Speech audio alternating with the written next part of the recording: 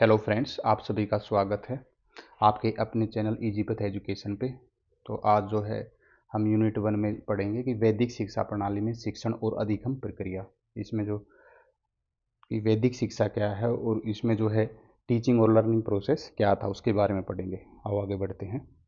वैदिक शिक्षा प्रणाली की विशेषताएं बताई गई हैं। एक, जैसा कि आपको पहले ही पता है कि पहले जो प्रक्रिया होती थी वो कैसी होती थी, गुरुकुल प्रणाली होती थी। उसमें स्कूलों की जगह जगह क्या होते थे, गुरुकुल होते थे। और गुरुकुल में क्या होता था, छात्र अपने शिक्षक के साथ आश्रम में रहते थे। वो उनके आश्रम में रहते थे और उनके साथ घनिष्ठ संपर्क में शिक्षा प्राप्त करते थे। वो उनके साथ आश्रम रहते थे, वहाँ आश्रम में ही वो जो है एजुकेशन अपने शिक्षक के साथ में प्राप्त करते थे और वहीं पर सारी की सारी प्रक्रियाएं सीखते थे। चाहे जीवन से जुड़ी हुई हो, चाहे वो जो है एजुकेशन से जुड़ी सारी शिक्षा वही थी। फिर दूसरा आ जाता है मौखिक परंपरा की। उसमें पढ़ाया कैसे जाता था, ज्ञान को सुन करके, दोहरा करके, कंठस्थ यानी कि याद कर करके, ये माध्यम थे जिसमें जो है एजुकेशन जो है दी जाती थी। उसमें क्या थी, मौखिक परंपरा थी। फिर आगे आ जाता है नैतिक एवं चरित्र निर्माण। उसमें शिक्षा में क्या दिया जाता था, नैतिक शिक्षा जिसको मोरल एजुकेशन कहते हैं। उसमें शिक्षा के साथ साथ आत्म अनुशासन, विनम्रता, नैतिक मूल्यों पर बल दिया जाता है। अभी नैतिक एवं चरित्र निर्माण में क्या हो जाता है कि आत्म अनुशासन आ जाएगा, विनम्रता आ जाएगा और नैतिक मूल्यों पर बल दिया जाता है। यानी जो मोरल एजुकेशन है उस पर ज़्यादा बल दिया जाता था। और उसमें जो आत्म अनुशासन है यानी कि खुद पर सेल्फ कंट्रोल जो है, ऐसे जो वो है उन पे बल दिया जाता था। आगे आता था समग्र शिक्षा, होलिस्टिक लर्निंग। इसमें आध्यात्मिक ज्ञान, दर्शन, शास्त्र और व्यवहारिक और कौशल आ गया, जिसमें कौशल में क्या क्या आता था, चिकित्सा, युद्ध, कृषि आदि का भी समावेश किया जाता है। समग्र शिक्षा, इसमें एजुकेशन जो वैदिक शिक्षा है उसमें जो है गुरुकुल शिक्षा है। गुरुकुल शिक्षा में जो है यही नहीं था कि केवल आपको ज्ञान रटाया जाता था या वो वही चीज़ें थी, बल्कि इसमें क्या था, हर तरह का ज्ञान दिया जाता था। जिसमें एजुकेशन के साथ साथ में जैसे चिकित्सा है, युद्ध है, कृषि है या अदर जो टेक्निकल है, मैकेनिकल है, सारी जो है एजुकेशन दी जाती थी। गुरु शिष्य के संबंध कैसे होते थे, गुरु शिष्य के संबंध जो है उसमें कैसे होते थे कि आध्यात्मिक सम्मान दिया जाता था गुरु को, बहुत अत्यधिक। यानी कि गुरु का दर्जा जो है भगवान के समान या पिता के समान माना गया था उस टाइम में। यानी कि गुरु ही जो है शिष्य को हाथ पकड़कर जो है पथ प्रदर्शक की भूमिका निभाता था एक किस्म से। और फिर आगे कि छात्र शिष्य सेवा समर्पण भाव से ज्ञान अर्जित करते थे। कुल मिलाकर के जो है आज के टाइम की तरह नहीं है कि जो टीचर होते थे उसकी कोई इज्जत नहीं थी, बल्कि उस टाइम पे तो जो टीचर होते थे उनकी बहुत ही ज़्यादा जो है इज्जत होती थी और सम्मान जो है, शिष्य भी उनको सम्मान के भाव से देखते थे। उसके लिए अगर गुरु ने कुछ भी बोल दिया तो जो उसके शिष्य है वो ये नहीं सोचते थे कि ये मैं कर सकता हूँ या नहीं कर सकता हूँ, बल्कि वो करने के लिए तत्पर रहता था। तो ये होता था गुरु शिष्य संबंध। तो आगे बढ़ते हैं दोस्तों। वैदिक शिक्षा में शिक्षण की विधियाँ, जो एजुकेशन दी जाती थी उसमें कौन कौन सी विधियाँ थी। तो पहले पे आ जाता है कि मौखिक शिक्षण और कंठस्थ करने की प्रक्रिया। इसमें क्या थी कि जैसे बातचीत के द्वारा शिक्षा दी जाती थी, एक दूसरे से बातचीत, क्योंकि उस टाइम पे क्या थी, पुस्तकों की कमी थी, यानी कि लिखित रूप में नहीं थी एजुकेशन। और कंठस्थ करने की प्रक्रिया का मतलब क्या है कि उसमें चीज़ें जो है याद कराई जाती थी एक दूसरे से बात करके। जैसे हम किसी को कथा सुना देते हैं इस तरीके से। तो हम पढ़ते हैं इसमें थोड़ा सा, शिक्षा का प्राथमिक माध्यम क्या था, सुनना, दोहराना और याद करना। ठीक है। छात्र स्वाध्याय मंत्रों का अभ्यास करते थे जिससे ज्ञान पीढ़ी दर पीढ़ी जो है सुरक्षित रहता था। स्वाध्याय क्या होता है कि जैसे कि खुद पढ़ करके जो है किसी चीज़ को जानना, यानी उसका होता है स्वाध्याय करना। और ये जो है पहले बुक तो होती नहीं थी, तो वो क्या है कि वो जैसे एक छात्र ने याद कर ले तो आने वाले टाइम में वो क्या करता था कि उससे जो नीचे की कक्षाएं होती हैं उस उनको वो पढ़ाता था। तो जो शिक्षक होते थे वो तो कम होते थे, तो वो इससे क्या होता था कि जो छात्र है वो शिक्षक की भूमिका भी होती थी और स्टूडेंट या छात्र की भूमिका में भी रहता था गुरुकुल में। यानी कि वो एक टाइम पर क्या है कि अपने से छोटी क्लास के बच्चों को पढ़ा रहा तो वो वहाँ टीचर है, और जब अपने गुरु से पढ़ रहा तो वहाँ पे वो एक छात्र है। तो इस प्रकार से दोनों भूमिकाओं में रहता था। फिर आगे क्या है, वेद और अन्य ग्रंथों में मंत्रों को शुद्ध उच्चारण के साथ साथ जो है याद किया जाता था। ठीक है। इसमें तो व्याकरण और जो वेद वेद में क्या होता था, जो भी मंत्र होते थे उनको उच्चारण सिखाया जाता, प्रॉपर जिसे व्याकरण कहते हैं। यही बात है कि इसमें शुद्ध उच्चारण के साथ उनको सिखाया जाता था। फिर आगे बी में क्या आ जाता है कि प्रश्न उत्तर पद्धति संवाद शैली, यानी कि प्रश्न उत्तर की जो पद्धति थी उसमें क्या होता था, एक दूसरे से बातचीत करते थे। छात्र गुरु से प्रश्न पूछते और उन्हें कथाओं व उपमाओं के माध्यम से उत्तर देते थे। छात्र जो है वार्तालाप या प्रश्नोत्तर के द्वारा ये जो है शिक्षा दी जाती थी। जैसे शिक्षक क्या करता था कि बच्चों को बोलता था कि आप मुझसे क्वेश्चन करिए और मैं आपको उन चीज़ों के उत्तर दूंगा।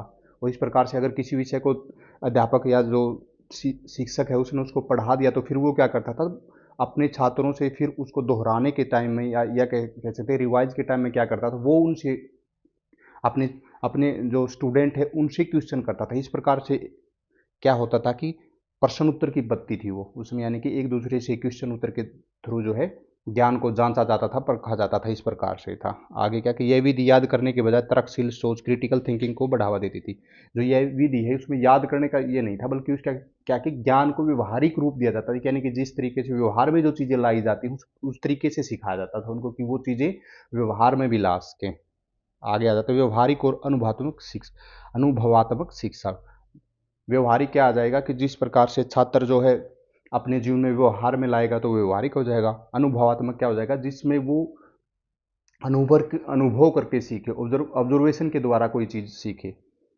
तो इसमें थोड़ा सा देखते हैं। छात्र अवलोकन ऑब्जर्वेशन अभ्यास और प्रयोग के द्वारा सीखते। छात्र क्या है, कोई भी चीज़ तो क्या है कि कोई चीज़ व्यवहार में ला रहा है तो छात्र उस चीज़ से व्यवहार के थ्रू सीख जाएगा। और अनुभव क्या है कि जब बार बार कोई चीज़ कर रहा तो उससे उस चीज़ का अनुभव हो जाएगा। और ऑब्जर्वेशन में क्या है, किसी को देख करके, कोई छात्र अगर किसी को देख करके सीख रहा तो वो ऑब्जर्वेशन कर रहा है उस चीज़ की कि हाँ ये चीज़ ऐसे बनती है, या घर ऐसे बनता है, ईंट ऐसे लगाई जाती हैं, या गारा या मिट्टी इस तरीके से तैयार की जाती है। कुल मिलाकर के इस तरीके से सारी चीज़ें उसमें, एजुकेशन भी आ गई, सारी चीज़ें आ गई उसमें इस प्रकार से। फिर दूसरा क्या है कि युद्ध कला चिकित्सा ज्योतिष संगीत और योग जैसे विषयों को व्यवहारिक तरीकों से सिखाया जाता था। तो जैसे युद्ध कला है, चिकित्सा है, ज्योतिष है, संगीत है, योग जैसे जैसे भी विषय हैं उनको व्यवहारिक तरीके से सिखाया जाता है कि एक दूसरे से व्यवहार में शामिल करके उन चीज़ों को जो स्टूडेंट है अपने व्यवहार में शामिल कर लेते थे। तो इस प्रकार से उनको उन चीज़ों की आदत हो जाती थी। तो आगे बढ़ते हैं। डी में क्या आ जाता है, डी में आ जाता है कि अनुशासन और आत्म संयम यानी कि ब्रह्मचर्य। अनुशासन डिसिप्लिन आ जाएगा कि उनको क्या है कि डिसिप्लिन सिखाया जाता था और ब्रह्मचर्य सिखाया जाता। तो ब्रह्मचर्य क्या होता है कि जो अपनी इंद्रियां होती हैं उनको काबू में रखना, क्योंकि ये कहा जाता है कि मन बहुत चंचल है। तो उसकी चंचलता को खत्म करने के लिए अपनी जो इंद्रियां हैं उनको काबू में रखना है, वश में करना, इसको ब्रह्मचर्य कहा जाता है। तो इसमें क्या कि छात्र जो है नियमित ध्यान, प्रार्थना, अध्ययन और शारीरिक गतिविधियों का पालन करते थे। जो छात्र होते थे उनका प्रतिदिन का क्या होता था कि ध्यान करना है, प्रार्थना करना है, अध्ययन यानी पढ़ाई करनी है, शारीरिक गतिविधियाँ आ जाएंगी जैसे व्यायाम करना है, योग करना है आदि करते थे। फिर आगे आ जाता है कि ब्रह्मचर्य संयम, आत्म अनुशासन और ध्यान केंद्रित करने के लिए अनिवार्य माना जाता था। तो जो ब्रह्मचर्य है उसके लिए क्या जरूरी था, आत्म अनुशासन है, खुद को कंट्रोल में करना। तो उसके लिए क्या है कि डिसिप्लिन होना जरूरी है। और ध्यान केंद्रित, और ध्यान को, चंचलता को खत्म करने के आप क्या करोगे, मेडिटेशन का सहारा लोगे, यानी कि अपने मन को शांत रखोगे, तभी जो है ब्रह्मचर्य का पालन कर पाओगे। तो इन चीज़ों का उपयोग किया जाता था ब्रह्मचर्य में। फिर आगे क्या आ गया कि कथा वाचन और महाकाव्य शिक्षण उपकरण के रूप में जो शिक्षा है वो किसके रूप में जाती, कथाओं के रूप में, कहानियों के रूप में जो है शिक्षा जो पढ़ाया जाता है। कोई भी चीज़ पढ़ा रहे हैं तो उसको कहानियों के रूप में रूप दे करके पढ़ाया जाता था। महाकाव्य, महाकाव्य जैसे महाभारत है, रामायण है, ये किस्म से महाकाव्य है शिक्षण उपकरण के रूप में। तो इस प्रकार से शिक्षा दी जाती है। थोड़ा सा इसमें पढ़ लेते हैं। महाभारत आदि, रामायण और उपनिषदों का उपयोग नैतिक और दार्शनिक शिक्षाओं को समझने के लिए जाता है। जैसे महाभारत ये महाकाव्य है, रामायण है, उपनिषद है, ये क्या है हमारी महाकाव्य है। तो इनका उपयोग किसमें किया जाता है, नैतिक और दार्शनिक शिक्षाओं को समझने के लिए। नैतिक जैसे मोरल आ गया, और दार्शनिक शिक्षा क्या आ गया कि जो भी फिलोसफी है उसको समझने के लिए इनका प्रयोग किया जाता था। यानी कि इनको देख करके उनसे उनसे जो है सीखा जाता था, इनकी जो कथाओं से सीखा जाता था कि हाँ राम ने ये चीज़ें की थी और जिस प्रकार से कृष्ण ने ये चीज़ें की थी। यानी कि जो भी चीज़ें थी नैतिक चीज़ें, उनको कहानियों के माध्यम से व्यवहारिक जीवन में उनका उपयोग किया जाता था। आगे क्या है, नैतिक और बुद्धिमत्ता सिखाने के लिए पंचतंत्र की कहानियां उपयोग में लाई जाती है। पंचतंत्र की आपने सुना ही होगा, जो पंचतंत्र की विष्णु विष्णु शर्मा की एक बुक है पंचतंत्र। तो उस उन छोटी सी बुक होती है, उसको आप भी इंटरनेट के माध्यम से उसको देख सकते हो। तो उसमें क्या होता था, उसमें शिक्षात्मक कहानियां होती थी, यानी कहानियों में कोई ना कोई जो है शिक्षा छुपी होती थी। तो इस प्रकार से पंचतंत्र की कहानियों का उपयोग किसमें किया जाता है, बुद्धिमत्ता सिखाने के लिए, यानी कि उसको बुद्धि को बढ़ाने के लिए उनका, या उनके बुद्धि में वो चीज़ डालने के लिए उपयोग किया जाता था। बाद में ये वो बुक तो अभी हैं, पहले वो बुक नहीं होती थी। पहले जो है वैदिक युग में बुकें नहीं थी, बाद में जो है टाइम के साथ में है, बाद में बुकें हुई, स्टार्ट में जो है बुकें नहीं थी। तो आगे बढ़ते हैं। पाठ्यक्रम और विषय, जो आप देख सकते हो कि पाठ्यक्रम और विषय क्या थे, कि उस टाइम किस प्रकार का जो है कि कैसे पढ़ाया जाता था, क्या क्या पाठ्यक्रम होता था, कौन कौन से विषयों को शामिल किया जाता था। तो इसमें दिखा रखा कि अध्यात्मक और धार्मिक अध्ययन, जो स्पिरिचुअल है और जो अध्यात्म धार्मिक अध्ययन है, उसमें कौन कौन से विषय शामिल किए जाते थे। जैसे वेद हो गया, वेदों में ये आध्यात्मिक और धार्मिक होती थी, चीज़ें होती थी। उपनिषद हो गया, धर्म में जो मोरल हो गया, यज्ञ या जो अनुष्ठान हो गया, आदि चीज़ों को जो है आध्यात्मिक और धार्मिक इन विषयों को पढ़ाया जाता था। फिर आगे आ गया दर्शन और तर्कशास्त्र के लिए क्या पढ़ते थे, न्याय, लॉजिक, मीमांसा, वेदांत आदि का जो है दर्शन और शास्त्र के लिए न्याय, लॉजिक यानी कि एक दूसरे से जो है वार्तालाप कर रहे हैं या वाद विवाद कर रहे हैं, तो उसमें लॉजिक के साथ सिखाया जाता है। कि अगर मैं आपसे कोई क्वेश्चन करूं तो मैं कहूं कि पृथ्वी गोल है, तो उसमें ये भी हो सकता है कि पृथ्वी गोल ही क्यों है। तो इस प्रकार से यानी कि तर्क के साथ में सिखाई जाती थी कोई भी चीज़ें। मीमांसा, व्याख्या, यानी कि उसकी व्याख्या में क्या आ जाएगा कि उसको सरलार्थ करके, यानी कि उसकी व्याख्या करके, उसको सिंपल शब्दों में, उसको सिंपल शब्दों में जो है उसकी व्याख्या की जाती थी। और वेदांत, वेदांत आ गया या वैदिक आ गया, ये जो है दर्शन और तर्कशास्त्र के जो है विषय थे। भाषा विज्ञान में क्या जाता, जैसे संस्कृत व्याकरण आ जाती है। जैसे आपने देखा होगा अष्टाध्याय है, जो पाणिनि की एक बुक है अष्टाध्याय, उसमें क्या है कि व्याकरण के जो है व्याकरण के ऊपर लिखी गई है पूरी की पूरी बुक। उसमें क्या सिखाया गया है कि उसमें ये सिखाया गया है कि व्याकरण का जन्म किस प्रकार से हुआ है, या व्याकरण जो है किस प्रकार से शुद्ध रूप, हम जो भाषा है संस्कृत, उसका शुद्ध रूप किस प्रकार से होगा। जिस तरह हिंदी के लिए व्याकरण है, उसी तरह से संस्कृत के लिए भी व्याकरण थे। और काव्य या कविता, तो ये जो है कविताएं या जो वो चीज़ें भी होती थी भाषा विज्ञान में। फिर आ गया विज्ञान और गणित के लिए क्या विषय पढ़ते थे। विज्ञान और गणित में क्या आ गया, जैसे आयुर्वेद में क्या आता था, जैसे चिकित्सा आ गया, जिसको हम मेडिसिन, वो आजकल जो डॉक्टर लाइन की जो पढ़ाई है उसको बोलते हैं। ज्योतिष में जैसे आजकल भी खगोल शास्त्र बोलते हैं। और जैसे अंक गणित आ गया, अंक गणित में क्या आ जाएगा, जो डेली का जो रूटीन है उसमें जो हिसाब किताब की चीज़ें हैं जो यूज की जाती हैं, कि इतना ब्याज बन गया है किसी भी पूंजी का, इतनी जो है इतने दर से इतना ब्याज बन जाएगा, जो डेली के जो यूज किया जाता है अंक गणित है। ज्योमिति में आपको पता ही है, ज्योमिति में जैसे कि वो वही आ जाता है कि ट्राइंगल की से ट्राइंगल का जैसे एरिया कैसे निकालेंगे, जैसे सर्कुलर का कैसे निकालेंगे, तो वो सारी चीज़ें आ जाती है विज्ञान और गणित में। कला, फिर आ जाता है कला और कौशल। कला और कौशल में क्या क्या होता था, कलाओं में संगीत, संगीत का यूज किया जाता था, जैसे, ठीक है। और जैसे नृत्य है, यानी कि नृत्यों की जो आपने देखा होगा जो फोक डांस होते हैं ना, जो उनकी संख्या जैसे 9 हो गई है, ठीक है, वो होते थे उस टाइम में। और धनुर्विद्या, जैसे कि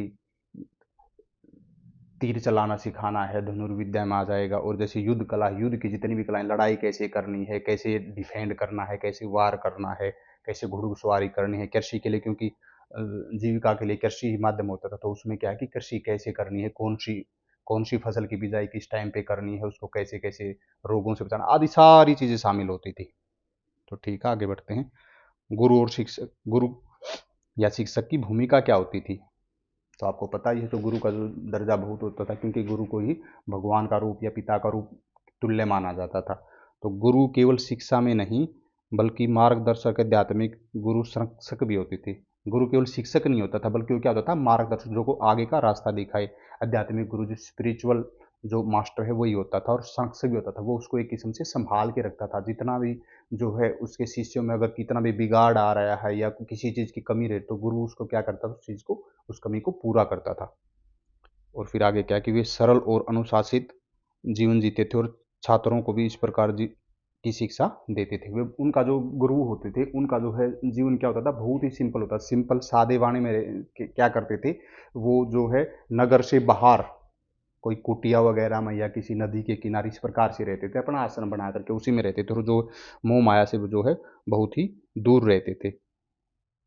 वे सीधे संवाद और व्यक्तिगत ध्यान देकर छात्रों के नैतिक विकास को सुनिश्चित करते थे। वे क्या करते थे, सीधे जैसे छात्रों से क्या है वार्तालाप करते थे, वार्तालाप कर करके उनसे बातचीत कर करके जो है परखा जाता था कि जो शिष्य है उसको कितनी नॉलेज हो गई है, और कहाँ पे जो है नॉलेज में कमी रहेगी, वो सारी चीज़ें वो है छात्रों को नैतिक विकास के लिए उनसे बातचीत करती थी, मोरल एजुकेशन के लिए उनके कहानियों के रूप में या किसी रूप में उनसे मोरल एजुकेशन के क्वेश्चन पूछे जाते थे और फिर उनको जांचा परखा जाता है कि किस्म से कि जो है छात्र है उसको इस चीज़ की कितनी नॉलेज है या कमी कहाँ पर रह रही है, सारी चीज़ों का ध्यान रखता था। ये किसका काम होता था?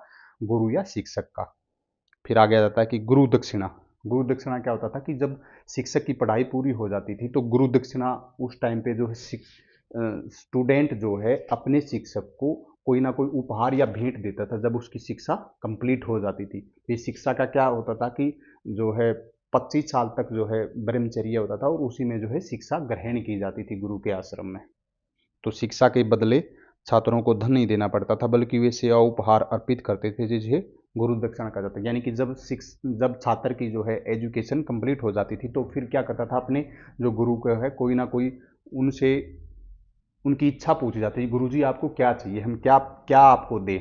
तो गुरु से कुछ भी मांग सकता है कोई, वो धन संपदा नहीं होती थी बल्कि इस तरह की चीज़ें होती थी कि सेवा या उपहार के लिए कि वो ये चाहे कि आप जो है मेरे द्वारा दी गई शिक्षा को संसार में फैलाए या समाज का इन इन चीज़ों को समाज में ज़्यादा से ज़्यादा फैला करके समाज का कल्याण करें। इस प्रकार से जो है गुरु दक्षिणा में शिक्षक भी इस प्रकार की चीज़ों की डिमांड करते थे अपने शिष्यों से। तो आगे बढ़ते हैं। छात्र जीवन और अनुशासन। तो छात्र का जीवन है वो पहली बात है वो तो अनुशासन में तो होता ही था। फिर उसमें क्या क्या चीज़ें थी हम इस पे थोड़ा सा नज़र डाल लेते हैं। छात्र आमतौर पर 8 वर्ष की आयु में शिक्षा शुरू करते थे और 25 वर्ष की आयु तक शिक्षा ग्रहण करते थे। तो उसमें क्या होता था कि 8 वर्ष की आयु के बाद में जो है जो माता पिता होते थे वो अपने बच्चों को गुरुकुल भेज देते और गुरुकुल में जो है एक किस्म से ये कह सकते हो कि आप उनके गुरु को सौंप दिया जाता था कि ये लड़का आज से आपका ही लड़का, यानी कि वो उन शिष्यों को एक किस्म से अपने बच्चों के समान ही मानते थे।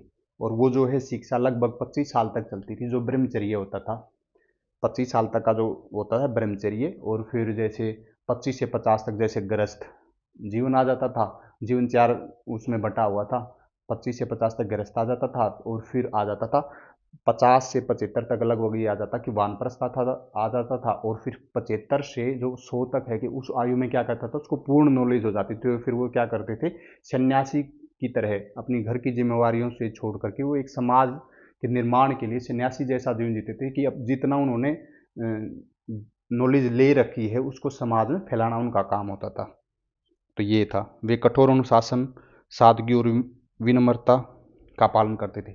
उनके जीवन में देखो अनुशासन तो था ही और सादगी के साथ रहना होता है, दिखावा या इस तरीके की चीज़ें उस टाइम पे नहीं होती थी। और उनका अगर कोई भी छात्र है तो उसको जो है क्रोध जैसे जो भयानक चीज़ें हैं जो उसको अपने पद से हटा सकती है उन चीज़ों से दूर रहते थे छात्र भी उन चीज़ों से। आगे बढ़ते हैं। केवल शास्त्र अध्ययन ही नहीं बल्कि घरेलू कार्यों को भी सीखते थे। छात्र क्या करते थे यही नहीं है कि केवल उनका काम केवल शास्त्रों को सीखना ही होता था बल्कि जो आम जीवन में जितनी भी चीज़ें जो है उपयोग में होती है सारी चीज़ों को वो है सीखते थे अपने कहाँ पर गुरुकुल में अपने गुरु के पास में। तो फिर क्या है प्रकृति के साथ सामंजस्य में रहते थे और शारीरिक गतिविधियों में भाग लेते थे। जो वो प्रकृति की गोद में रहते थे क्योंकि नेचर से है जो है बहुत ही लगाव रहता था। यानी कि पेड़ पौधे बहुत ज़्यादा होते थे और नेचर से बहुत ज़्यादा सीखते थे जो छात्र है।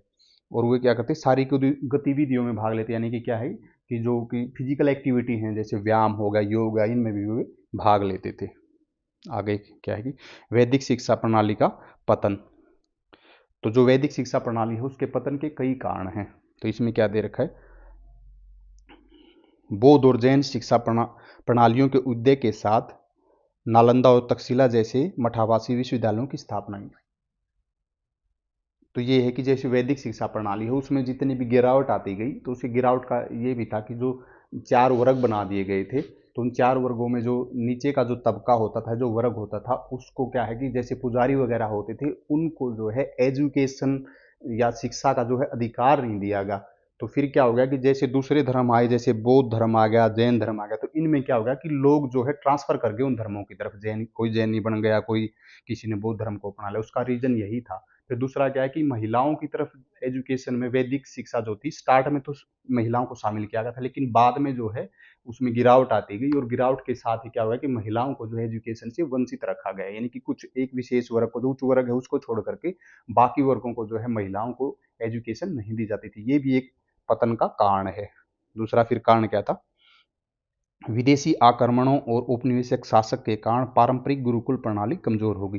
दूसरा क्या था कि जो विदेशी आक्रमणकारी आते थे वो क्या करते थे कि वो मठ है या जो गुरुकुल है उनको नष्ट कर देते थे, और इस प्रकार से वो अपना भी राज्य स्थापित कर लेते थे कई जगह पर। अगर वो अपना राज्य स्थापित कर लेंगे तो वो अपनी परंपरा या अपना धर्म चलाएंगे, ये भी एक रीजन रहा है।